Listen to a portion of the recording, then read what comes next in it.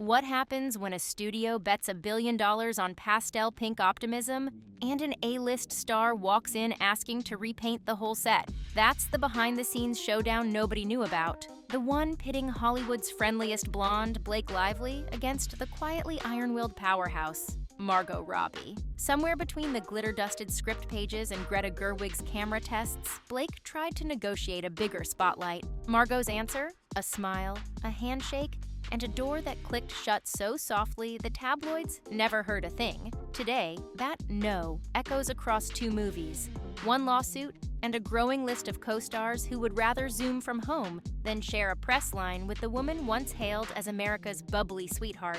Buckle up. What follows is the story of a near-miss Barbie, a spiraling romance drama, and the industry's whispered verdict on Blake Lively's quest for creative control. The Barbie casting hunt began like a blockbuster sleepover. Every actress who'd ever fronted an iconic girl gang film was invited to dream in hot pink. For the producers, Blake Lively, forever linked with the sisterhood of the traveling pants, felt tailor-made for a cameo beside Margot, Issa Rae, Dua Lipa, and Hari Nef. But the vibe inside that first Zoom call crackled the moment Blake spoke. Industry insiders say she lit up the screen with charm, then pivoted to a list of story questions. Polite code for rewrite this so my Barbie matters more. She wanted an emotional arc and extra scenes, maybe even a post-credit nod to spin a solo film. Greta Gerwig, champion of ensembles, politely explained the fabric of the script. Every Barbie shines a little, nobody steals the show. Blake listened, nodded, and countered. One exec later joked, she treated it like a board meeting takeover. At first, Margot let the conversation breathe. She's notorious for harmony. But the moment talk tilted toward upending the structure, Margot scribbled 1 line in her notebook. Not worth the fracture. By week's end, Blake's agents received a gracious pass. No headlines, no fuss, just silence. The kind that only feels loud once a film explodes without you. And that quiet rejection wasn't a one-off. It exposed a pattern Blake had been perfecting for years. Listen to Blake in her own interviews, and the through line is clear. Being just the actor isn't enough. She wants pen on the script, say in the wardrobe, sway on the final cut. On paper, it sounds empowering. On set, it can tilt from collaboration to collision. A high-profile cinematographer remembers a whisper campaign on a 2018 drama. Day 3, she was storyboarding with the DP at lunch. Day 5, the director's edits were a battlefield. To be fair, some teams thrive on her energy. A costume designer on Age of Adeline swears Blake's eye for detail saved 3 pivotal looks. But for others, the dynamic lands like a rug pull. They sign an A-lister, then discover a stealth producer bundled inside. Hollywood can handle ego. It runs on it, but surprise power plays burn trust fast. So when Blake arrived at Barbie, asking to tweak the recipe before tasting it, Margot sensed déjà vu. Margot's response wasn't dramatic.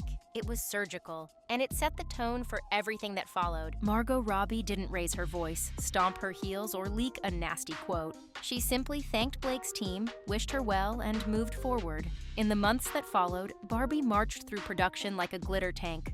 Choreo boot camps, neon sound stages, rewrites that sharpened satire without inflating any single role. When cameras finally rolled, the vacuum Blake left behind felt non-existent. The ensemble clicked, box office records shattered, and Greta's feminist fantasia became the cultural candygram of 2023. Not a single reviewer asked why the Gossip Girl wasn't there. Margot's quiet refusal sent another message too. Lucky chap projects run on harmony. Try to hijack the wheel, and the car leaves without you. For studios watching the drama from afar, that boundary line glowed bright pink, and Blake Lively slid a notch lower on several greenlight shortlists. But if Barbie was the door that closed, It Ends With Us became the window Blake tried to climb through, and shattered on impact. Justin Baldoni thought he'd found his dream collaboration. Adapt Colleen Hoover's mega hit, directed himself, and co-star opposite Blake Lively. Early table reads buzzed with optimism. Then Blake flagged character inconsistencies, suggesting line edits that ballooned into Act 2 overhauls. Producers indulged the notes, until the notes rewired the message of the book, leaning sympathy away from the survivor narrative and toward Blake's on-screen alter ego. Friction turned molten. Rumor has it a heated rewriting session ended with Justin slamming his laptop and walking out. Weeks later, trade papers screamed lawsuit. Baldoni alleged defamation and extortion attempts after Blake's camp floated misconduct claims. Blake countersued for hostile work environment. NDAs crumbled, depositions leaked, and brand-safe headlines tiptoed around words like harassment and threat. Fans who had pre-ordered mascara pink hoodies now debated taking them back. The movie's release date evaporated. For Blake, who envisioned this romance drama as her awards season rebirth, the optics looked brutal. 2 high-profile clashes in 2 consecutive projects. Same pattern of control meets combustion. And the fallout didn't stop with directors. It spilled onto co-stars who once called her friend. Anna Kendrick and Blake scored meme gold chemistry in 2018's A Simple Favor. The sequel should have been easy money. Yet when marketing plans sparked, Anna's team reportedly asked for separate junkets. One publicist leaked that Anna wanted clean air for the project, no sideshows. Meanwhile, America Ferrera, who once gushed about Blake on every red carpet, kept notably silent throughout the Barbie press tour, even when journalists dug for nostalgia soundbites. Rival talk show bookers whisper about a Blake clause, extra buffers to manage potential walk-offs or last-minute script vetoes. Studios do the math. Every hour of crisis PR equals thousands in sunk cost. So they hedge, trimming riskier names from ensemble wish lists. Blake, once an automatic invitation to girl power casts, now circles a different orbit, one requiring double-layer vetting. That industry caution contrasts sharply with Margot's meteoric rise.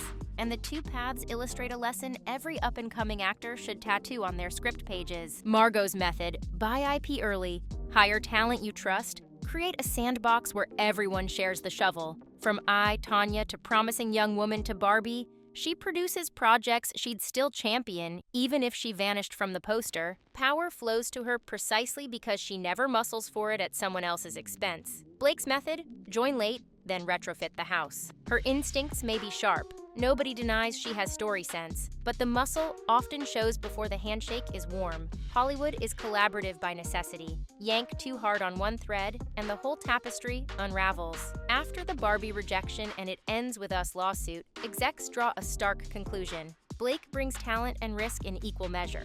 Maybe more of the latter these days, which leaves the billion-dollar question hanging in studio boardrooms. In less than 5 years, Blake Lively watched one film she coveted conquer the world without her, and another she headlined drift toward legal quicksand. She's still bankable, still gorgeous, still capable of lighting up a screen, but momentum isn't immortal. Every closed door leaves an echo down the hallway, a cautionary murmur that spreads faster than any press release. Could she shift gears?